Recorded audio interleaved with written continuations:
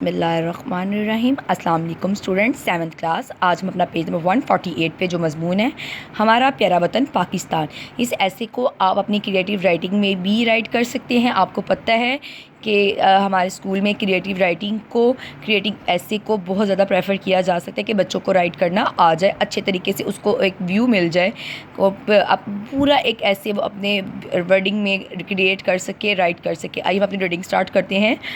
چاند میری زمین، پھول میرا وطن، میرے کھیتوں کی مٹی میں لال یمن، مسلمانوں کا دور حکومت۔ متحدہ ہندوستان بہت وسیع ملک تھا، اس لیے اسے بڑے صغیر کہتے ہیں۔ مسلمانوں کی آمد، پہلے یہاں ہندوؤں کی حکومت تھی۔ 712 میں محمد بن قاسم نے سندھ کو فتح کر کے یہاں اسلامی حکومت بنیاد رکھی، اور پھر رفتہ رفتہ تمام ہندوستان مسلم سلطنت کے ماتحت آ گیا۔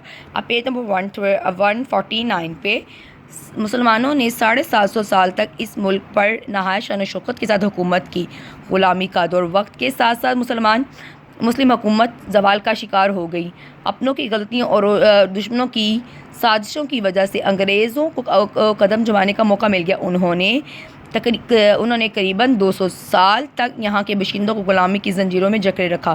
غلامی کا یہ دور بدترین دور تھا۔ سب سے زیادہ ظلم مسلمانوں پر ہوئے کیونکہ انگریزوں نے حکومت مسلمانوں سے چھینی تھی۔ تاریخ آزادی، آخر مسلمانوں نے غلامی کی زنجیروں کو توڑنے اور آزادی حاصل کرنے کا جذبہ پیدا ہوا۔ انہوں نے بہت سے ایسے رہنما پیدا ہوئے، ان میں بہت سے ایسے رہنما پیدا ہوئے جنہوں نے مسلمانوں میں آزادی کی طرف پیدا کی۔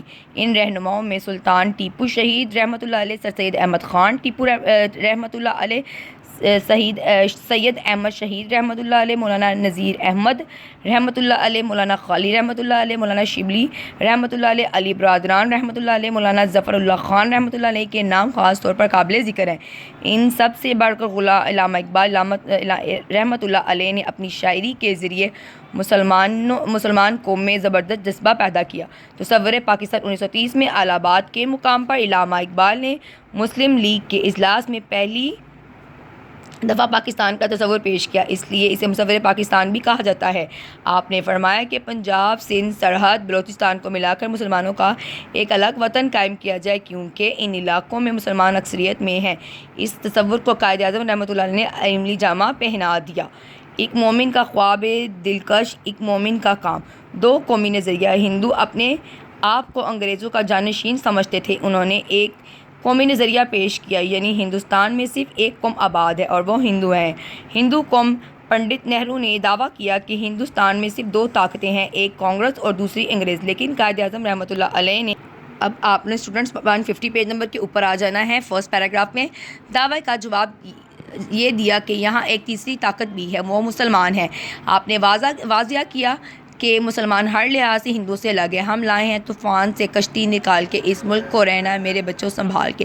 قرارداد پاکستان 23 مارچ 1940 کو لاہور میں مسلم لیگ کا سالانہ اجلاس قائد اعظم رحمۃ اللہ علیہ کی صدارت میں منعقد ہوا، جس میں قرارداد پاکستان منظور ہوئی۔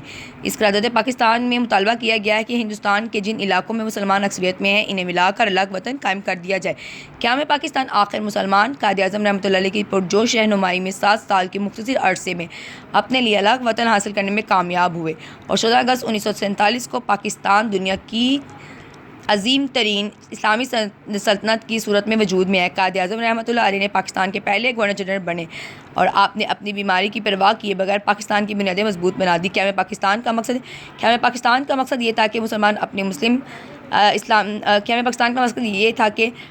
مسلمان اپنے مذہب اسلام اور اپنی تہذیب و تمدن کی حفاظت کر سکیں، یہاں اسلامی معاشرہ، اسلامی حکومت قائم کر کے اپنے مسائل کو بہتر طور پر حل کر سکیں۔ تحریک پاکستان کے دوران بچے کی زبان پر یہی رہنا تھا، پاکستان کا مطلب کیا؟ لا الہ الا اللہ محمد الرسول اللہ۔ پاکستانی حال آئین میں پاکستان کی آبادی 18 کروڑ ہے۔ اس کے 4 صوبے ہیں، پنجاب، سندھ، خیبر پختونخوا، بلوچستان۔ ان صوبوں کے دارالحکومت بالترتیب لاہور، کراچی، پشاور اور کوئٹہ ہے۔ پاکستان کا دارالحکومت کراچی تھا، لیکن اب اسلام آباد ہے۔ پاکستان کی قومی زبان اردو ہے، پنجابی، سندھی، بلوچی علاقائی زبانیں ہیں۔ پاکستان کی زیادہ تر آبادی ناخواندہ یعنی ان پڑھ ہے۔ اب تعلیم عام ہو رہی ہے۔ پاکستان کو اللہ تعالیٰ نے ہر طرح کی بے پناہ قدرتی وسائل سے نوازا ہے۔ پاکستانی افواج دنیا کی بہترین افواج میں شمار ہوتی ہے۔ پاکستان کا مستقبل روشن ہے۔ پاکستان کے باشندوں اور خصوصاً نوجوانوں کو اسے ایک مضبوط اور خوشحال ترقی یافتہ ملک بنانے کے لیے سخت محنت کرنا چاہیے۔ پاکستان اسلام کا قلعہ ہے، نہ صرف اس خطے مسلمانوں کے لیے تو بلکہ تمام عالم اسلام کے لیے ایک مضبوط سہارا ہے۔ پاکستان دنیا بھر کے مسلمانوں کو متحد کرنے کے لیے اہم کردار ادا کر سکتا ہے، جیسا کہ قائد اعظم رحمۃ اللہ علیہ نے فرمایا، پاکستان اتحاد عالم اسلام کی چابی ہے۔ اسٹوڈنٹس، یہ آپ کی آج کی ورکنگ ہے، اس کو آپ نے مسٹ لرن کرنا ہے، اپنا رائٹ کرنا ہے اور اپنے اچھے طریقے سے اپنا خیال رکھنا ہے اور اپنی اسٹڈی پر فوکس رکھنا ہے۔ اوکے۔